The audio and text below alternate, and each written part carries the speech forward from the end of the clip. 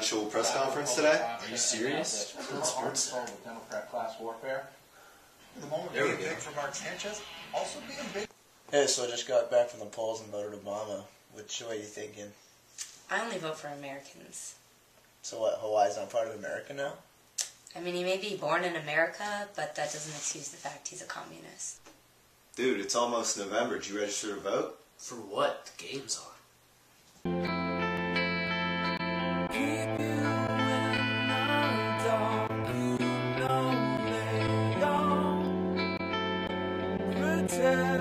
Now, they're transitioning to make healthcare a right, along with education, just as FDR planned on doing. Oh, the second Bill of Rights, FDR, unfinished revolution, and why we need it more.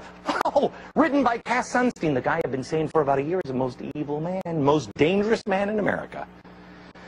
This has been the plan from the beginning. FDR fought for his second Bill of Rights idea.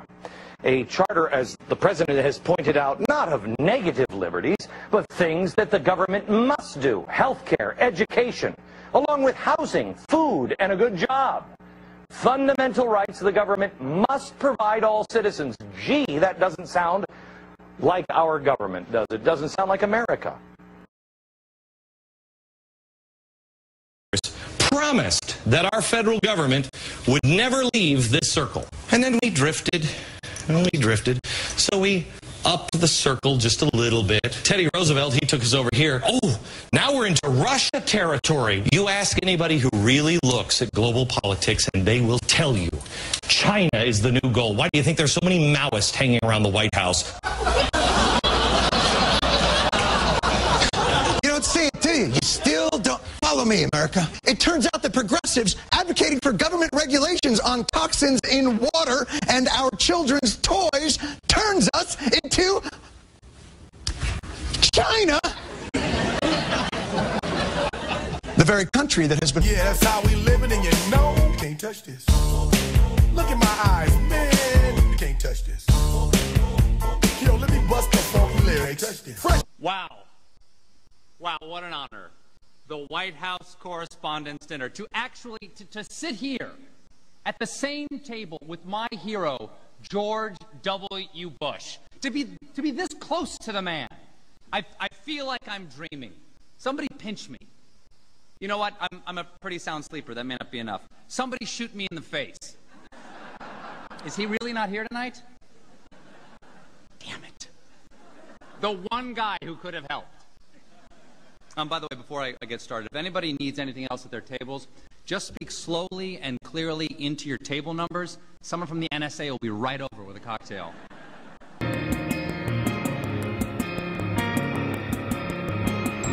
Sit down.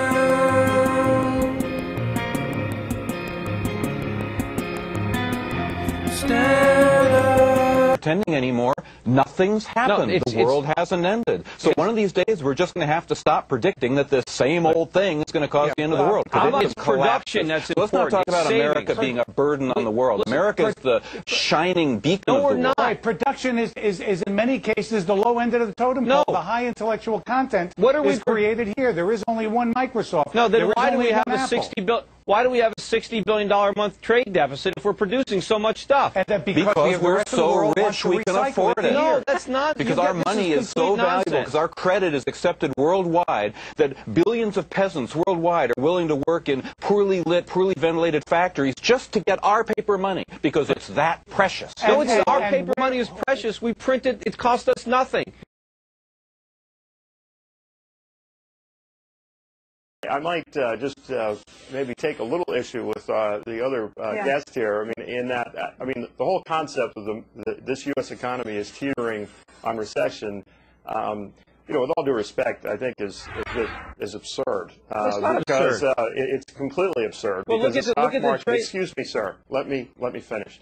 I think that stock market, generally speaking, does not give false positives. Or false negatives on recession. Where were you in 1999?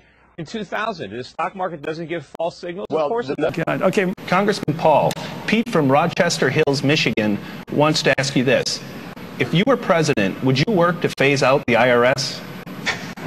Immediately.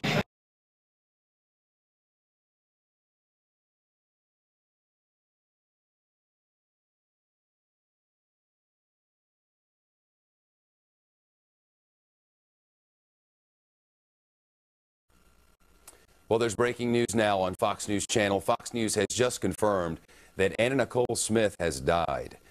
It was 2 o'clock this afternoon when authorities say they found her in her hotel room at the Hard Rock Hotel and Casino in Hollywood, Florida, very near the Dade and Broward County lines. Paternity, are you, Bill? I'm not, no. I'm happily married, 2 children. I know they're both mine. I think it's a sad commentary on what people are fascinated by and exploitation of the media and by the media, but that's a whole different subject. Also may say a lot about our current culture of celebrity and media these days when all the major cable news networks switched over to nonstop live coverage this afternoon when word arrived that Anna Nicole Smith had died. She was 39 years old.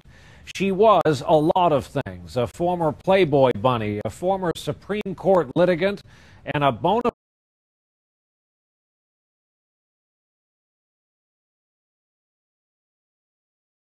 Unfortunately, the news today is not good. You probably all know this story by now. Here's how the papers in New York: a scandal in the wind on the Daily News. Anna Nicole's tragic end, almost like Marilyn Monroe's. Post says Anna Nicole, mystery, was it murder? So it's going to be quite a story for the next couple of weeks. Well, you are so dumb. You are really dumb, for real. Another question about electability. Do you have any, sir? There's always the question as to whether or not you are in fact viable. Your differences with the Republicans with the rest of the Republicans on this stage has raised questions about whether or not you can actually win the Republican nomination, sir. Suggesting that I'm not electable and the Republicans don't want me because I'm a strict fiscal conservative, because I believe in civil liberties. Why should we not be defending civil liberties? And why should we not be talking about foreign policy that used to be the part of the Republican Party? Mr. Republican Robert Taft didn't even want us to be in NATO. And you're saying now that we have to continue to borrow money from China to finance this empire that we can't afford? Let me see if I get this right. We need to borrow $10 billion from China, and then we give it to Musharraf, who's a military dictator who overthrew an elected government, and then we go to war, we lose all these lives promoting democracy in Iraq. I mean, what's going on here?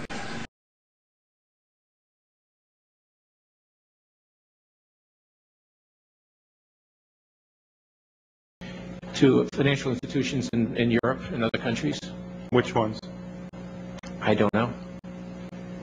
$500 billion, and you don't know who got the money? The loan went to the loans go to the central banks, and they then put them out to their institutions to try to bring down short-term interest rates in dollar markets around the world.